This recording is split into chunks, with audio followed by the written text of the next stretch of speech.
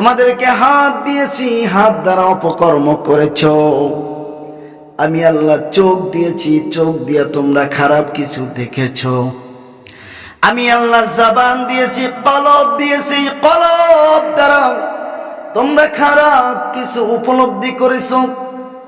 এ বান্দা শোন, আমি আল্লাহ এত নিয়ামত দেওয়ার পরেও তুই আমার শুকরিয়া আদায় করতে পারলি না। আল্লাহ তাআলা বেজার হইয়া যায়, আর বেজার হওয়ার দরুন আল্লাহ তাআলা ঘোষণা করে দেন, বান্দা শোন, এমন ভাবে তোর ভিতর থেকে, তোর ফ্যামিলি থেকে আমি নিয়ামত উঠিয়ে নিয়ে যাব, তুই কল্পনাও করতে পারবি না। এমন ভাবে নিয়ে যাবে আপনি আর আমি বুঝতেও পারবো, নিয়ে যাবে। এজন্য আল্লাহ তাআলা বলেন, ওয়ালা ইন কাফারতুম, শুধু এতটুকু বলেই কিন্তু তিনি ক্ষান্ত থাকেন নাই। এটা তো দুনিয়ার জন্য। ওয়ালা ইন কাফারতুম, তুমি যদি অশুকরিয়া জ্ঞাপন করো, আমি আল্লাহ সুবহানাহু ওয়া তাআলা তোমার ভিতর থেকে, দুনিয়ার ভিতর থেকে নিয়ামত ছিনিয়ে নিয়ে যাব। এরপরে বলতেছেন, ইন্না আযাবি লাশাদীদ, ইন্না মানে নিশ্চয়, আযাবি নিশ্চয় আমি তোমাদেরকে আযাব দিব, লাশাদীদ মানে পরকালে। নাউযুবিল্লাহ পড়ি। আমার বাবারা, আমার বন্ধুরা, বুঝা গেল কি যে আল্লাহ সুবহানাহু ওয়া তাআলা দুনিয়ার জমিনের ভিতরে এত নিয়ামত দান করলো।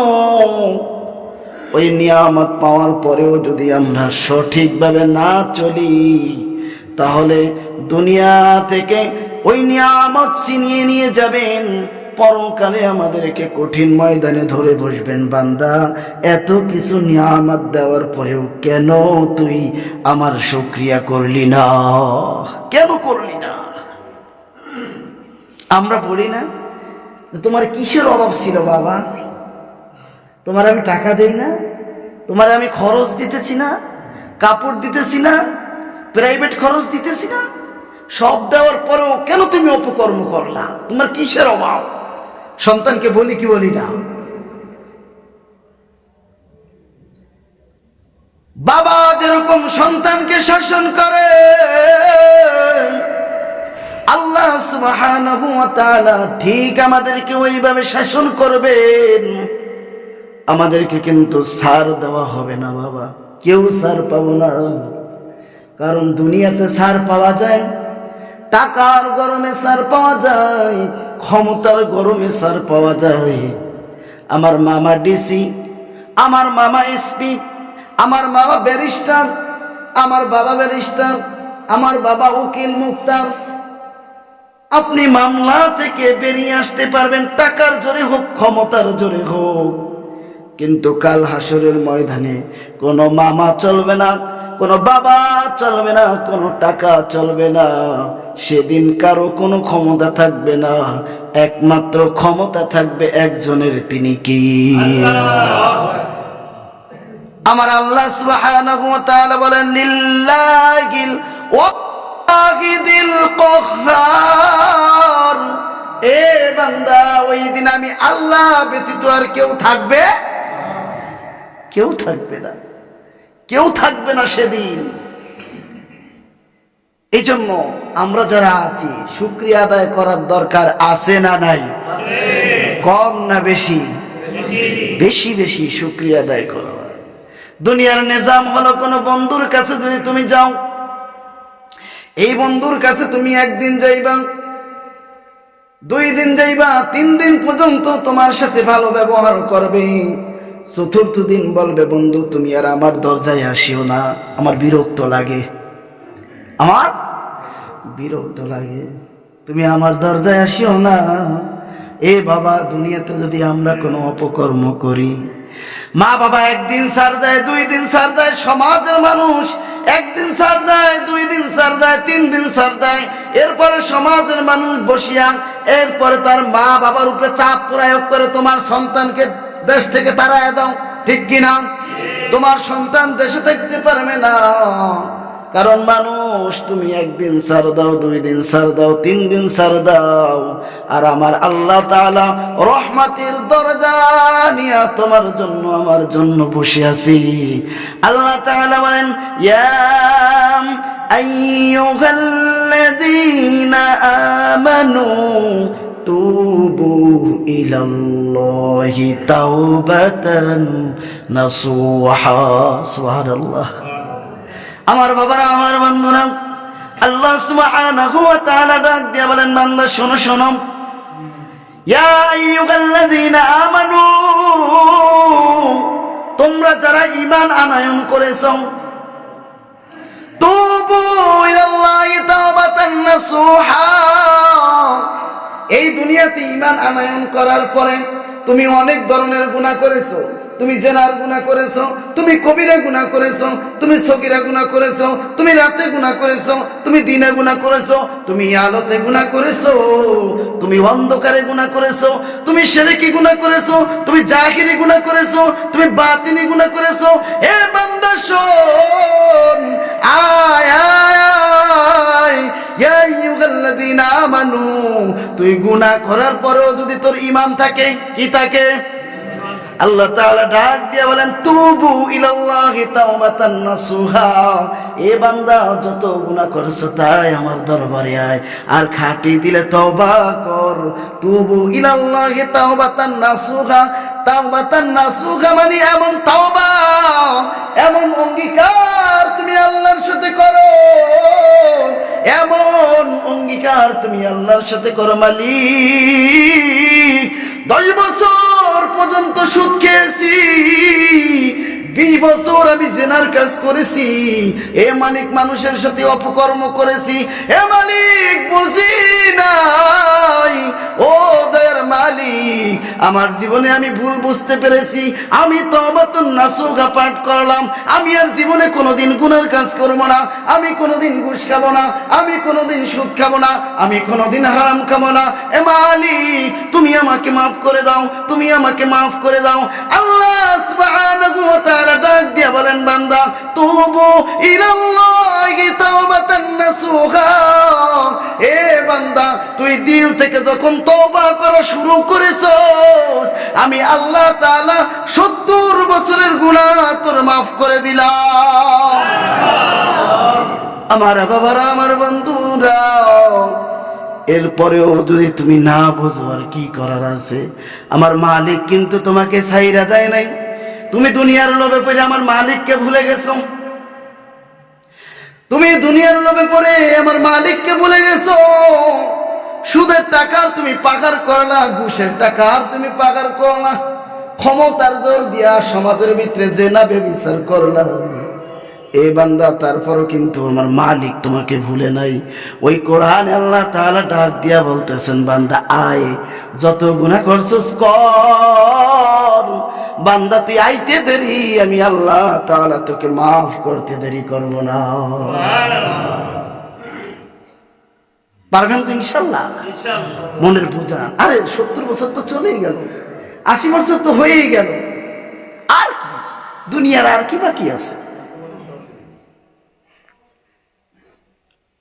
আমি যদি 30 বছরের যুবক হই, এবার যদি আমার চুল পেকে যায়, আমি যতবার কলপ দিন, কয়দিন থাকবো?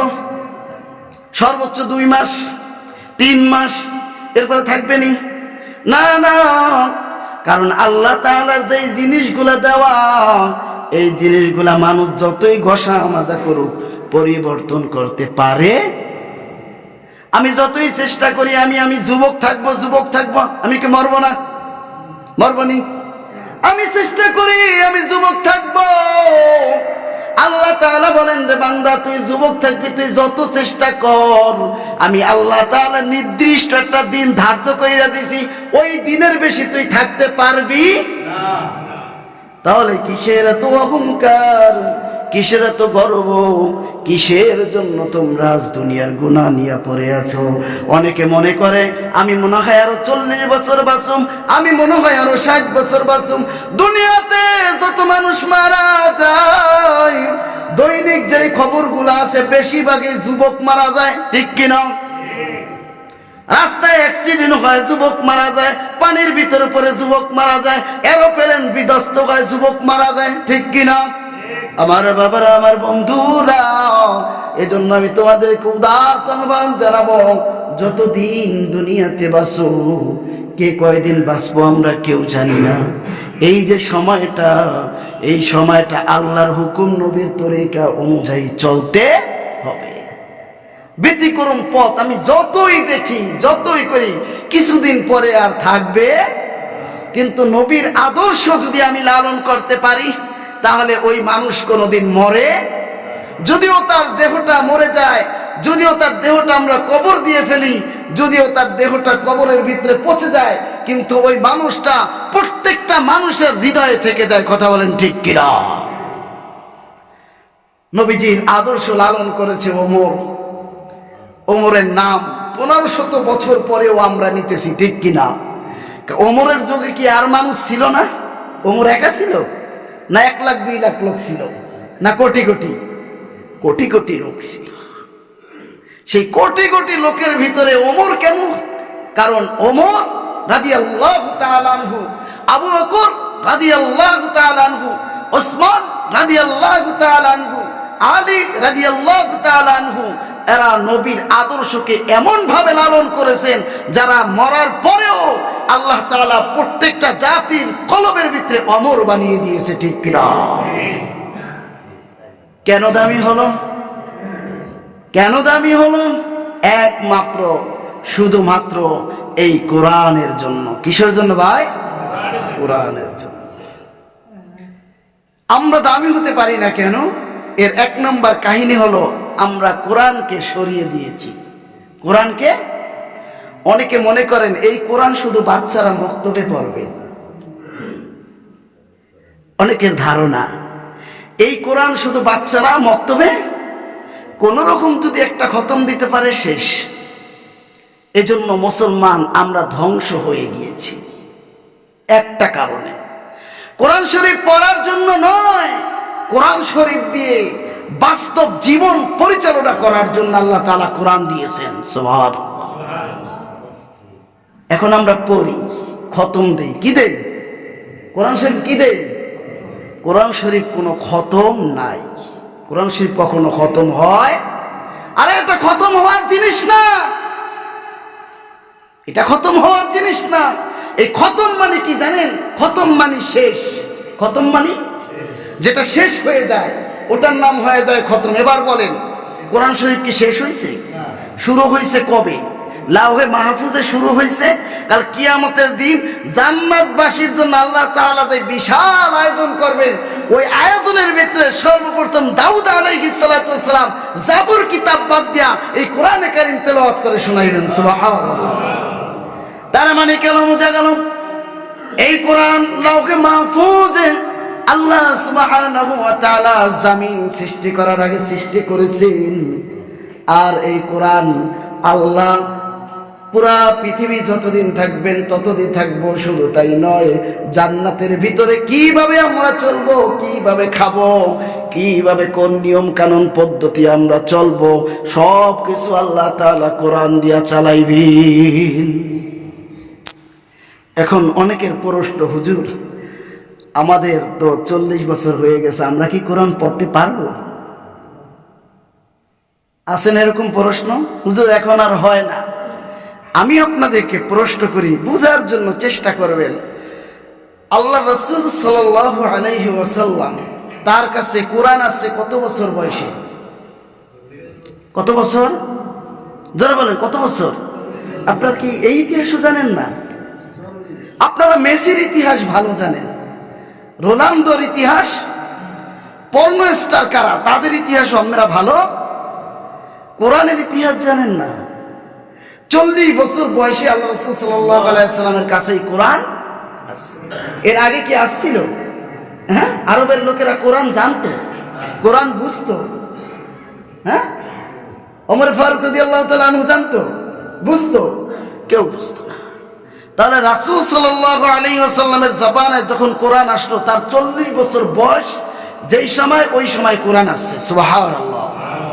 এই কোরআন আসার পরে শুধু কি 8 বছর 10 বছরের পোলাপান মুসলমান হয়েছে কোরআন পইরা, না বৃদ্ধরাও মুসলমান হয়েছে?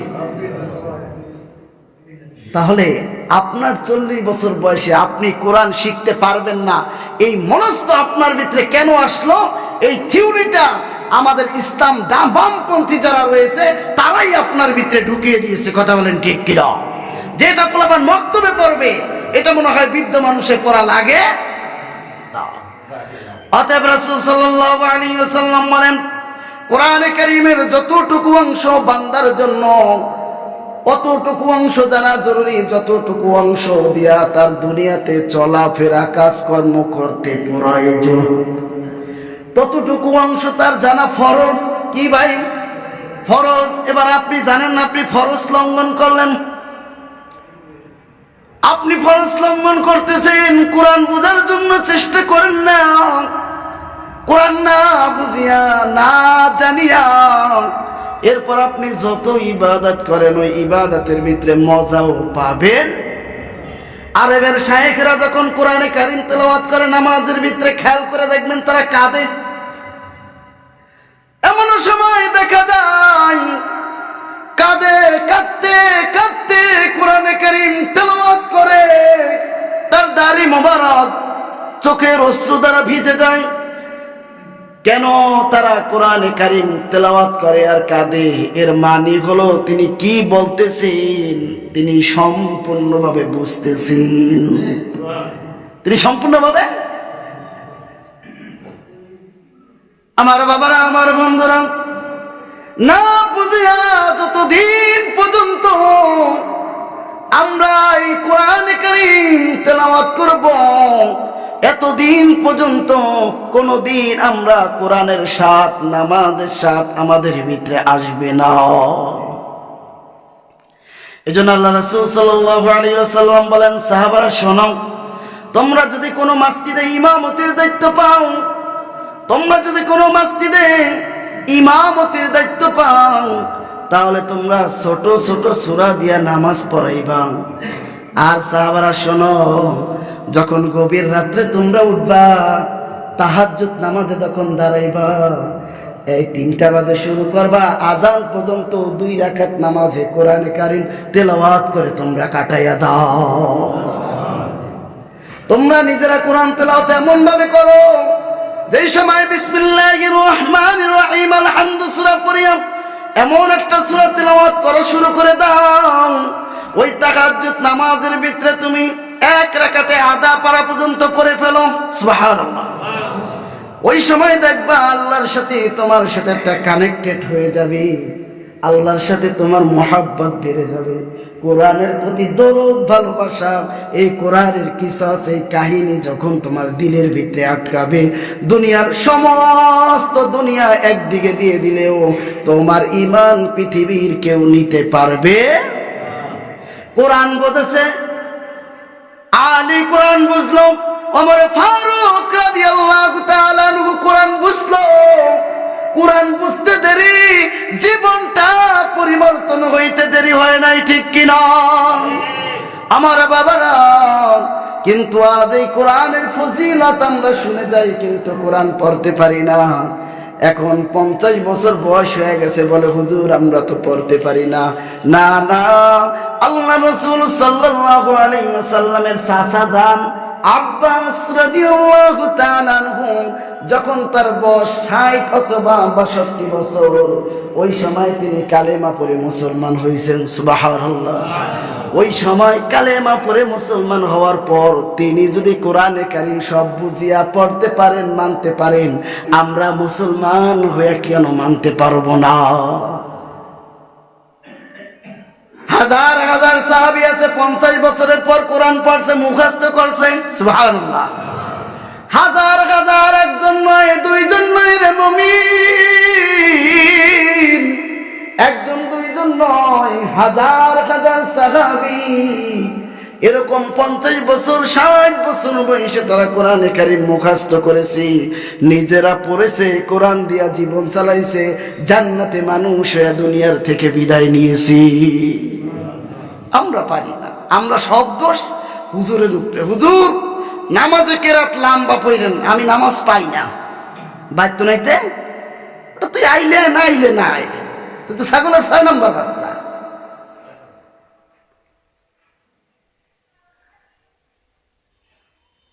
আমার বাবারা, আমার বন্ধুরা, আল্লাহ রাসূল শিক্ষা দিলেন, যখন তোমরা নামাজে দাঁড়াও কোরআনে কারীম তেলাওয়াত করতে থাকো। যেই সময় নামাজে দাঁড়াইবা খালি কোরআনে কারীম তেলাওয়াত করো। এবার ইমাম সাহেব 10 মিনিটে 4 রাকাত নামাজ পড়ায়, 12 মিনিটে 2 রাকাত নামাজ পড়ায়, হেতে তার হয় না। ওই ধারে 10 রাকাত সুন্নত নামাজ 5 মিনিটে পড়া বাইতে জায়গা মুসল্লি আছে না নাই? এ ভাই আছে না নাই? আমি মনে হয় ভুল কইছি, এরকম মুসল্লি মসজিদে নাই।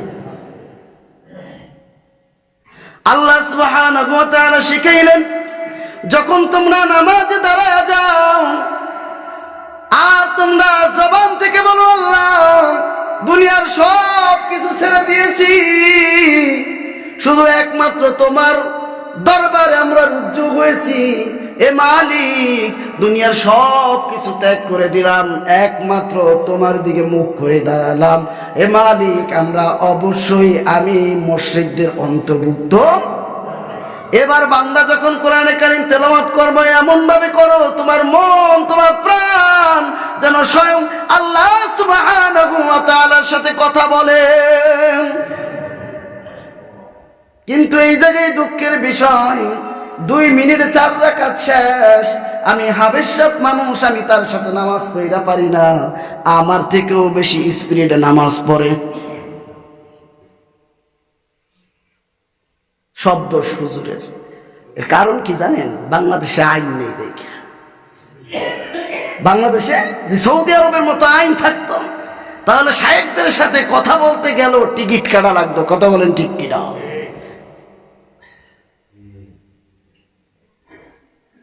মাসে একদিন খাওয়ায় হুজুরের একটা দাস আছে না, ওটা বাইর করে আলায়, হুজুর আমাকে ওটা খান। আল্লাহ হেফাজত করুন, সকলে পড়ি আমিন। আমার বাবারা, আমার বন্ধুরা, বলার উদ্দেশ্য হলো কোরআন আমরা নিজেরা পড়ার চেষ্টা করব। গত বছর যে সময় এই আলোচনা করেছি, কিছু মুসল্লি এক হলো যে তারা কোরআনে কারীম শিখবে। বলে হুজুর, তাহলে রমজান মাসে তো আমরা মোটামুটি একটু ফ্রি থাকি, আমাদেরকে একটু কোরআনে কারীম শেখাবেন। আমি বললাম ঠিক আছে, আলহামদুলিল্লাহ, আপনারা ভালো উদ্যোগ নিয়েছেন। প্রায় 25 জন 30 জন হবে এরকম মেবি। রমজান যখন শুরু হলো, আমিও শুরু করলাম। 1 দিন 2 দিন 3 দিন 5 দিন পরে দেখি আছে 5 জন। 5 দিন পরে কয়জন আছে? হুজুর গরু বান্ধা লাগবে, ছাগল বান্ধা লাগবে, বাড়িতে লোক নাই, আসতে পারি না। আজকে যে 5 জন আসে, আগামীকাল আর ওই 5 জন বিশ্বায়ও। এভাবে কি শেখা যায়? কোরআন কেউ শিখতে চায় না, কোরআন শিখতে চায় না। আরে কোরআন শুনলে সওয়াব আছে ঠিক, ঈমান যদি থাকে সওয়াব অবশ্যই হবে। কিন্তু কোরআন শোনার পরে যদি আপনি আমল না করেন, সারা রাত দাঁড়ায় দাঁড়ায় কোরআন শুনবেন, কোনো সওয়াব হবে? আমল না করলে হবে না। কেন হবে না? কোরআন কি আবু জাহেল শোনে নাই? উতবা সাইবা শোনে নাই? হ্যাঁ, বিধর্মীরা শোনে নাই? আরে এরকমও বিধর্মী আছে পুরা কোরআন শরীফের অর্থ পারে, আছে না নাই? ঈশ্বরচন্দ্র বিদ্যাসাগর, গিরিশচন্দ্র সেন, নাম শুনছেন? এই লোক পুরা কোরআন শরীফ মুখস্থ তো পারে, পুরা কোরআন শরীফের অর্থ জানতো, কিন্তু ঈমান, তার মানে কি? ঈমান নাই মানে কি? এই কোরআন দিয়া তার জীবন চালায়। অতএব কোরআন দিয়া যারা জীবন চালাইতে পারবেন না, যারা কোরআনের বিরুদ্ধে যাইবেন, 1 প্লেট খিচুড়ি 500 টাকার জন্য আর মসজিদে ওই জায়গায় বসে বসে সেজদা দিবেন, আল্লাহর কসম করে বলি, এই কোরআনের শপথ, তোমার একটা সেজদাও আল্লাহর দরবারে কবুল হবে না। তোমার সেজদা কবুল হবে না। তুমি যত রাগ দেখো আমার সাথে পারবা, কোরআনের সাথে পারবেন? আবু জাহেল সবচেয়ে পাওয়ারশীল লোক ছিল, কোরআনের সাথে পারছে? আবু জাহেল চলে গেছে, কোরআন ঠিকই। আমি ওমর ফারুক চলে যাব, এই জায়গায় যেই ক্ষতি বাড়বে সেই চলে যাবে, কিন্তু কোরআন থেকে যাবে। কোরআন কাল হাসরের ময়দানে আমাদের সাথে থাকবে ইনশাআল্লাহ। কোরআনকে বিতাড়িত করা যায় না। প্যারা হাজিরিন, বুঝাইতেছি কোরআনের মর্তবা। এই জন্য যারা বয়স্ক হয়েছেন আমি আপনাদেরকে উদারত আহ্বান জানাবো, সামনে রমজান মাস, আমরা কোরআনে কারিম শেখার চেষ্টা। অন্যান্য মাসে আমরা একটু ব্যস্ত থাকি, খুব বিজি থাকি, কিন্তু রমজান মাস আমরা ফিরি আসি। আপনারা যদি আসেন, আপনারা যদি সম্মত হন, আমরা বিনা টাকায় 1 পয়সাও নিব না। যদি জোর কইরা দেন তাও নিব না। যদি জোর কইরা বলেন হুজুর একদিন ইফতারি খাওয়ান, তাও আমি খাবো না। আপনারা সবাই জানেন আমি কারো বাসায় দাওয়াত খাই না। কেউ যদি কোনো কিছু দিতে চান আমি নিব না, কিন্তু আমি আপনাদেরকে উদারত আহ্বান জানাবো, রমজান মাসে আসেন, আমরা যে কোনো সময় 1 ঘন্টা নিই, অন্তত কায়দাটাও যদি শিখতে পারি, নামাজের আহকাম আরকান যদিও শিখতে পারি, তাহলেও আমাদের জীবনটা পরিবর্তন হতে করবেন তো ইনশাল্লাহ। আসুন, মনে বয়স দিয়ে কোনো কিছু হয় না। যদি আমার চেষ্টা থাকে আসবেন, কোরআনের কাছে আসবেন, কোরআন শিখবেন যতটুকু সম্ভব। আমরা বিনিময়ে 10টা সূরার অর্থ শিখব, 10টা সূরার অর্থ শিখব। কোরআনে কারিম কোনো খতম, যেই জায়গায় বলে কোরআনে কারিম খতম, ওই জায়গায় ভেটো দিবেন যে এই বেটা কোরআনে কারিম কি তোর বাবার, এটা কি তোর বাবার বই, তুই খতম করবি? কোরআনে কারিম কখনো খতম হয়? কোরআনে কারিম আপনি যত পড়বেন তত মজা। আমার কণ্ঠে এক, আর এক হুজুরের কণ্ঠে আর এক, কিন্তু এর প্রতি ভক্তি শ্রদ্ধা মানুষের বাড়তেই থাকে, কমে। আজ পর্যন্ত কোনো মুসল্লি বা কোনো মানুষ আজ পর্যন্ত বলেন যে হুজুর আলহামদুলিল্লাহ সূরা পড়েন না, বলছেন? বরং সেই নামাজ দাঁড়াইলে আলহামদুলিল্লাহ পড়ে, ঠিক কিনা? কারণ এর প্রতি কোনো মানুষের অনীহা আসে। বাবারা আমার যারা আছেন, আমি উদারত আহ্বান জানাবো, আপনারা এই যে আমাদের মাদ্রাসা কোরআনে কারিম তালিম দেওয়া হয়, বাচ্চাদেরকে কোরআনে কারিম শেখা হয়, রাতে উঠে তারা কোরআনে কারিম তেলাওয়াত করে। বিশ্বাস করবেন, আল্লাহ রাসূল সাল্লাল্লাহু আলাইহি সাল্লাম বলেছেন, কোন মাদ্রাসার তলবে ছাত্র যদি কোনো কবরের পাশ দিয়ে অতিক্রম করে, তাহলে ওই কবরে 40 দিন পর্যন্ত আযাব হয় না।